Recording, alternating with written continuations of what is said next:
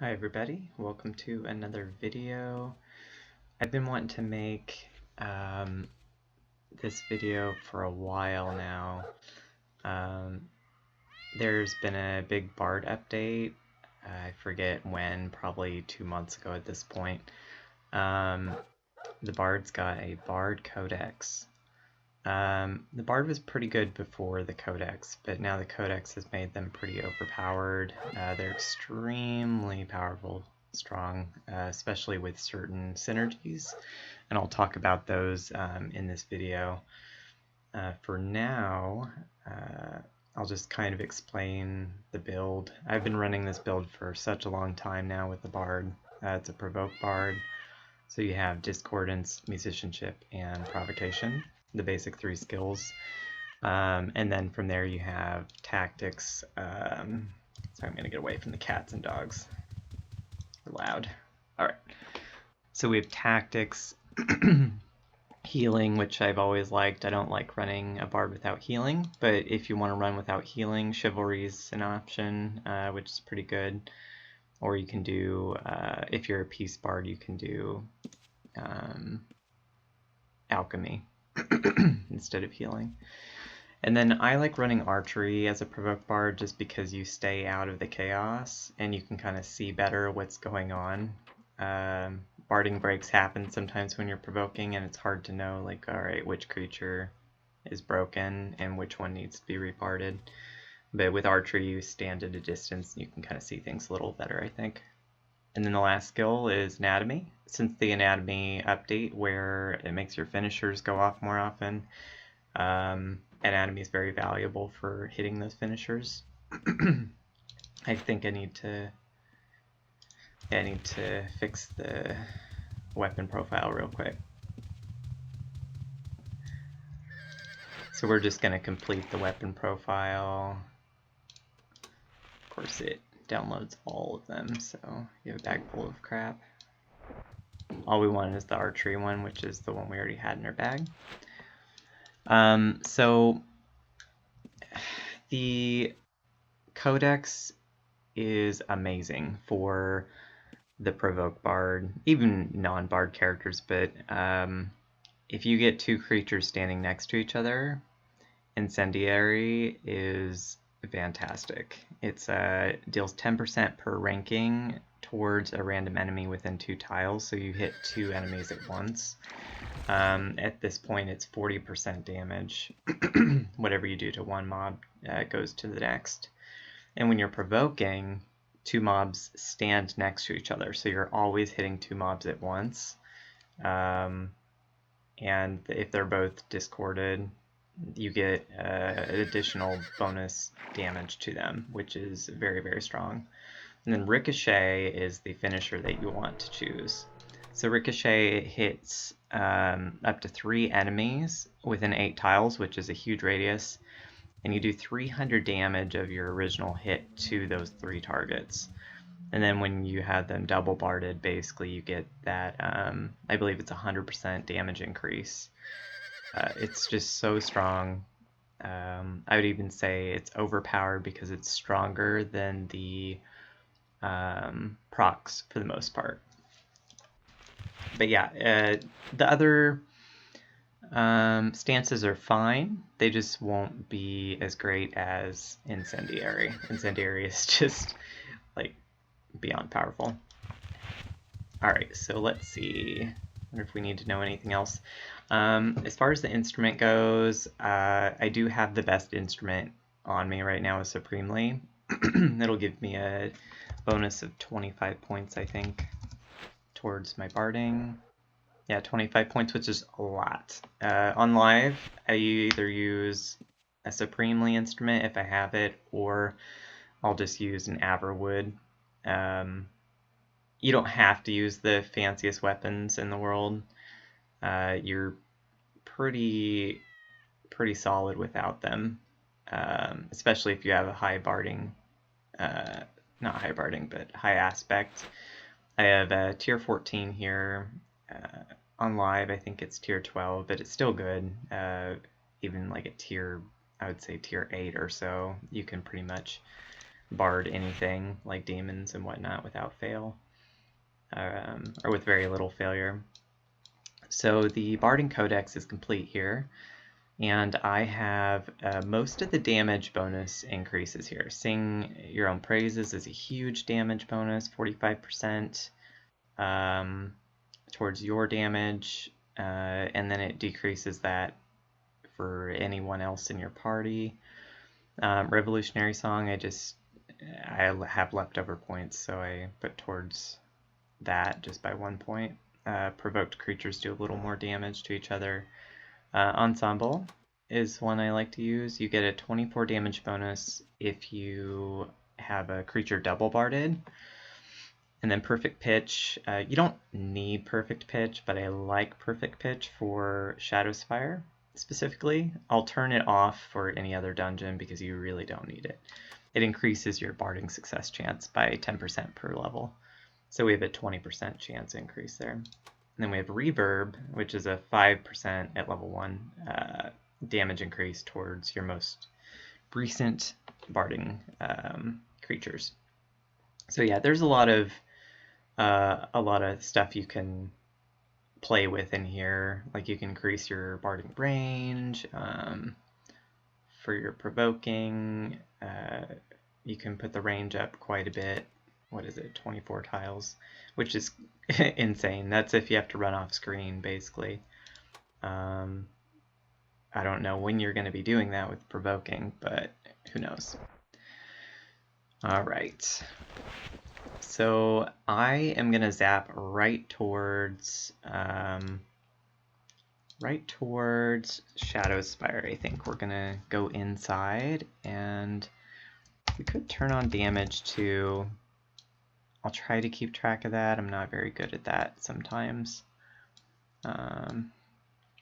Let's see. Get our little bonuses. Cool thing about test is you can just zap wherever you want to go. We're going to go to level 2 and run our way to level 3 to test out this build. Alright, here we go. Oops, that was wrong. There we go. So we're going to skip these mobs here. We'll fight them later just to show off. So I kind of hate fighting bards on this build, but we're going to do it anyway. The spectral bards, they make the enemy disappear, so then... oh, come on. Here, let's try this. See, that worked. We want to try to discord the enemy as fast as possible. Oh, by the way, you can use barding skills while you're stuck. Not a trance, but... oh, nice. Dang it. Can't get him barded here. There we go. That'll decrease damage quite a bit. So I'm going to try to take out the marksman first.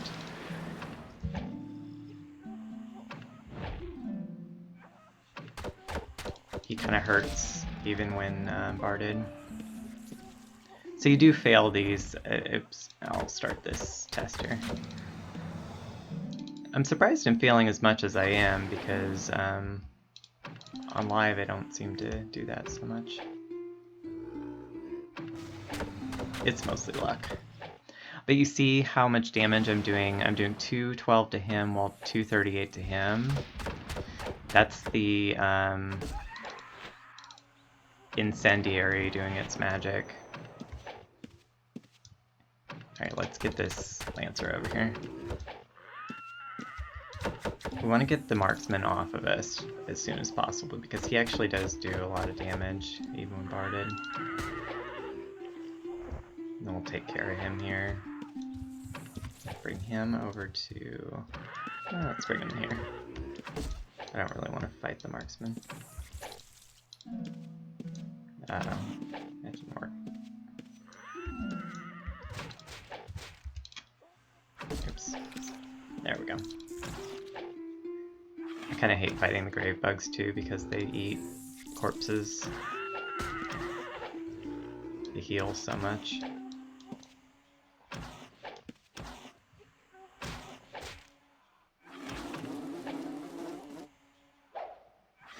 So the best place to farm in here, I think, on this build is either the level 2 over this way, kind of deep in the back, or the courtyard out here.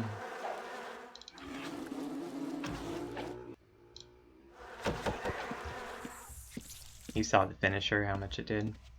It's pretty good. Oops. Alright, we're gonna try to get them to fight here. Not working too hot here. Oh my gosh. For a Supremely Instrument, I'm actually surprised how much it's failing. It's starting to make me think there's something wrong. Maybe there is.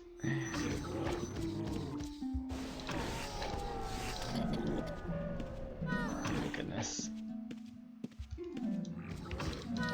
If I end up dying out here because my instrument fails, it's gonna be embarrassing.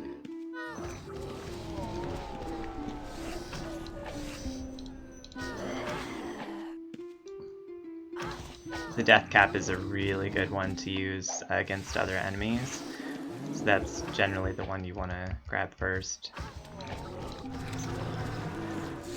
And then we'll take care of the grave bug, let it die from disease.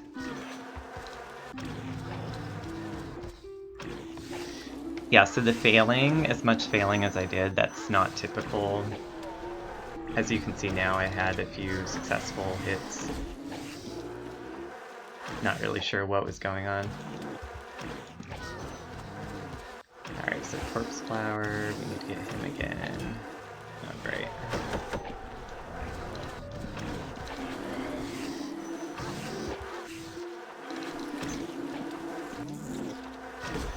Try to get the death cap off us here.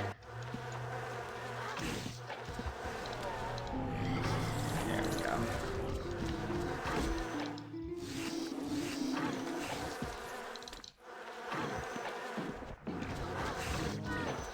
Corpse Flowers. I can't even tell.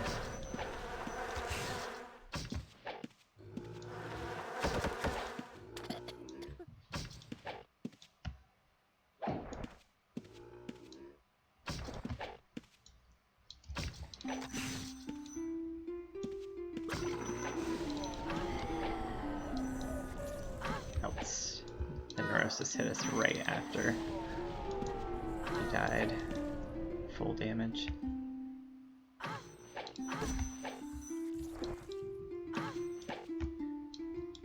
So another annoying thing for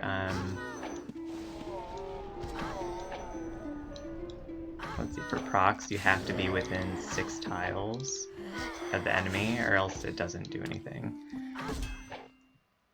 It's probably the most annoying thing about the build so far, but that's just what it is. Alright, let's get these guys after each other.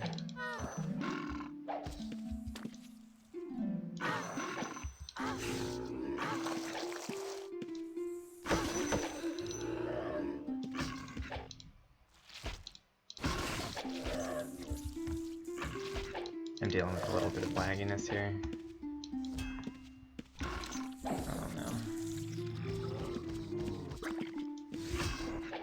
Oh, everything's breaking.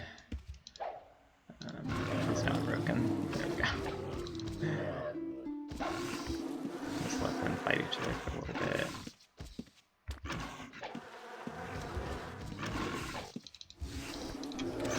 There we go. Alright, we want to get that death cap. Put him on the grave bug.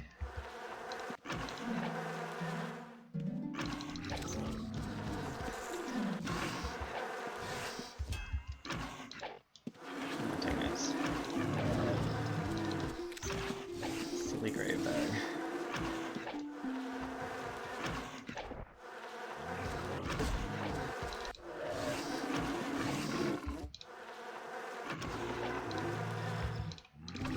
There we go. So typically you don't want to fight him on a corpse, but that's just what we did. It's fine. You might as well just attack the death cap at this point. You want to attack the one with the lower defense, or lower armor, because then the Incendiary will do the most damage to the enemy.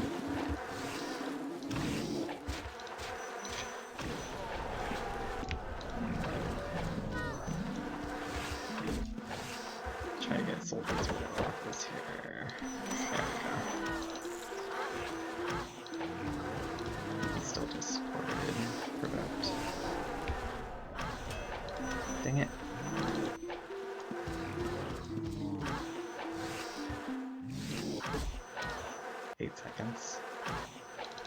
So as you can see, the DPS is pretty good. It might be a little lower because of all the barding breaks and whatnot, but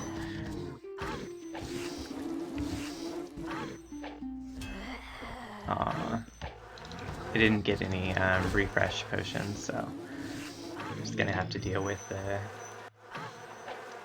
dex being low. That's not typical. Like, typically you would have your full potions in here, but that's just being ill prepared. Let's see now.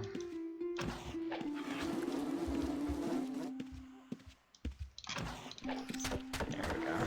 Shit. We don't want both of us both of them after us. Oh, he sees us. Oh, dang it.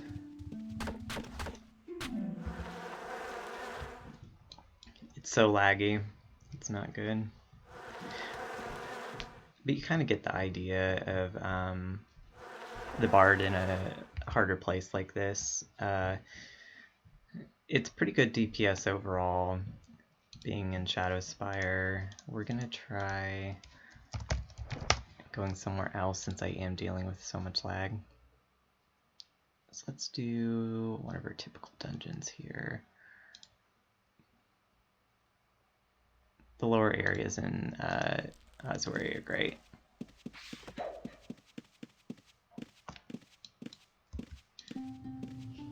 This is like easy peasy compared to Shadow Spire. So basically you round up as many creatures as possible in here and discord them all.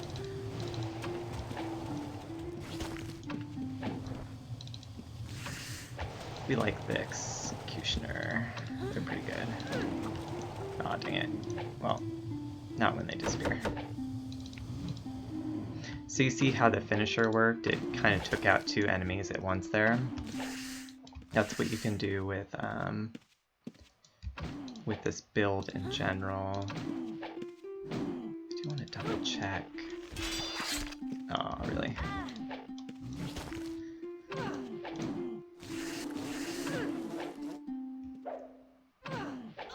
You don't have to really worry about bleeds, disease, all that stuff. It does so little damage after they're barded. Let's try and check something. I want to see an instrument. Oh, you know what? I'm wondering if I have a full suit of armor.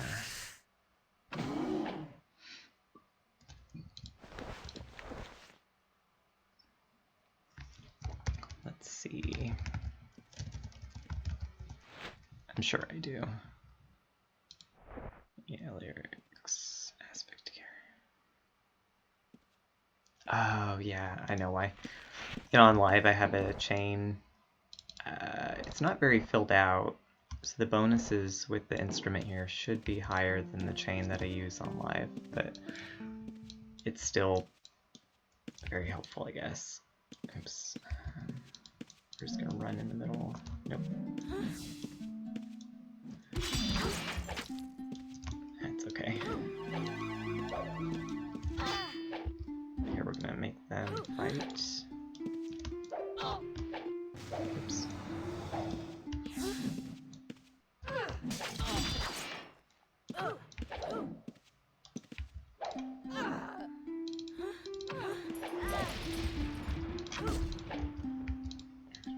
Fight each other. Should get damage. You see how that worked? I mean, the guy was out of line of sight, but still. It wasn't close enough for the proc to hit. You have to be, like, just 6 tiles away. Super lame. Or we're gonna pull deck. Dude. So my executioner.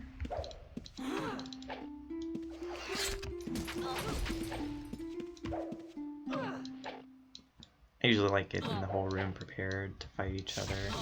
So Deathbringer and Firebringer, you just want them to be kind of the next enemies. We'll do... oops. There we go, get them fighting.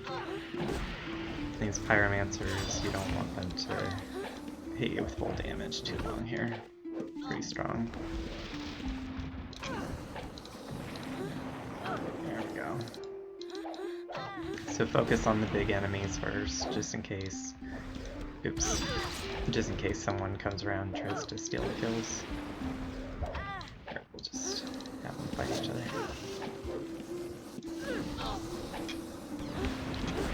And it's a little chaotic, this kind of build, but it's a lot of fun. I highly recommend it if you find piecing very boring.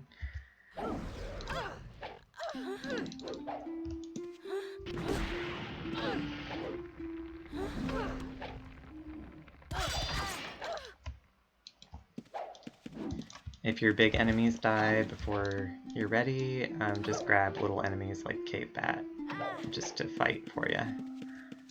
Kind of like that.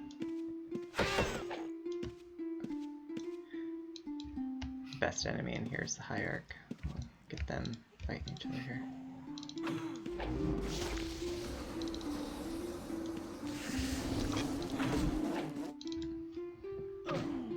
So use the Hierarch to bring down the whole room, if you're in Osbury.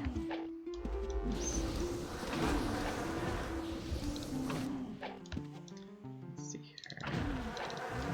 Let's show here.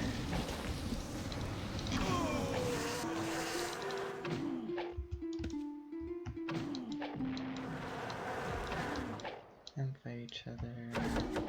Oops. Oops. Great. Sometimes finishers like really fuck you up. If you're not prepared to take on the room and you hit like 3 things at once.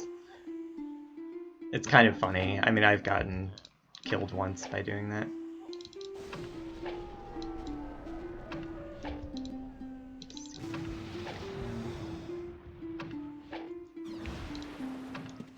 Let's get the Hierarch to do his damage here.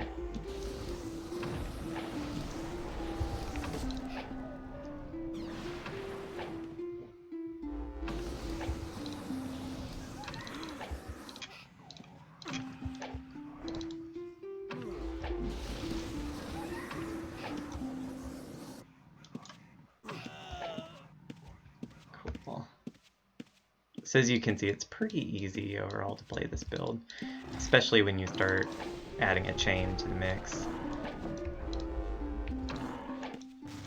Very overpowered.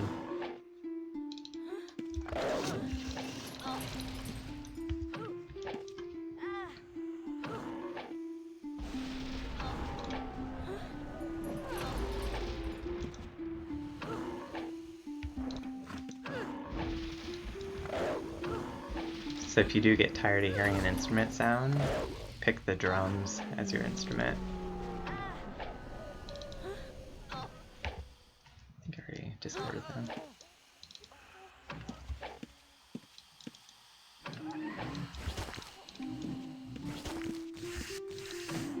Alright, so in this area, you should like to get the Hierarch going. Blightwalkers, I just take care of them later. Just get these two fighting each other first. Then we'll bring the Hierarch over to destroy the rest.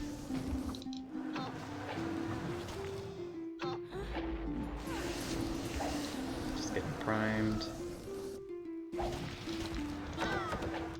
Oops. Oh.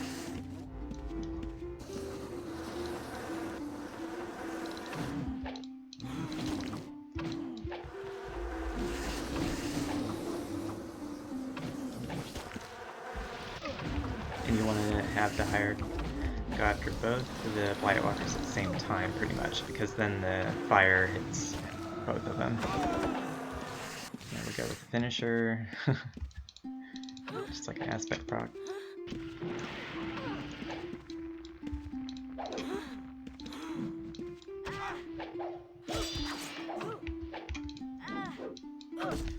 Go, we might need him.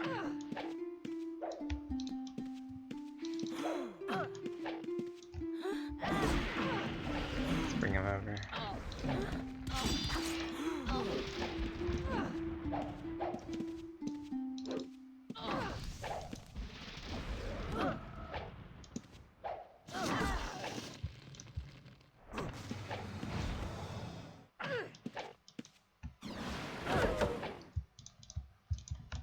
Alright. Let's get these two right. Oh shit. Not that I need to do that. The bat dies in 2 seconds.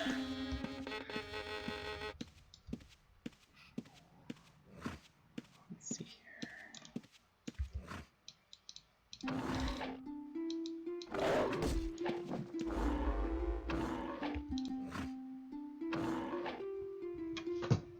So that's about it for the bard. The provoke bard with all the new gadgets. You just do a lot more damage with certain skills in the book, and with the finishers. Obviously, you hit with anatomy and the finisher all the time. So it looks like about 130 DPS on average in this place. That's going to be about the average wherever you go, without a chain. But you add the chain on top of it, and you are doing massive amounts of damage. It's insane. And you can, with the barding skill, chain links, you can pretty much never fail at barding with many creatures, even the stronger ones. And you're amazing at bosses, you know, for crowd control if you do run the provoke bard. Oops.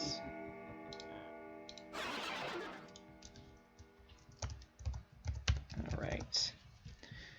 So I wonder if there's anything else to touch on. I don't think so. So thanks for watching my quick video on the provoke bard with the new Barding Codex. Oh my god, look at all those horses. Excuse me. In the next video, I don't know what I'll be making, but I've been wanting to make this one for a while. I think that, you know, if you played a bard before, you know how strong it is with all the new updates. And, you know, there's certain things like, something I forgot to mention is if you have 300 points worth of barding, you get resist, I believe, at 100, and wrestling at 100, just for free. They made that change a long time ago for defensive barding, and that works in PVM, and you can retain that while running away in PvP as long as you don't have the heat of battle going. So the 100 resist, free resist with discordance and with higher lyric aspect, you're a mega tank basically. And that's why one reason why the bard is so strong right now. Alright, hope you enjoyed, and I will see you for the next video.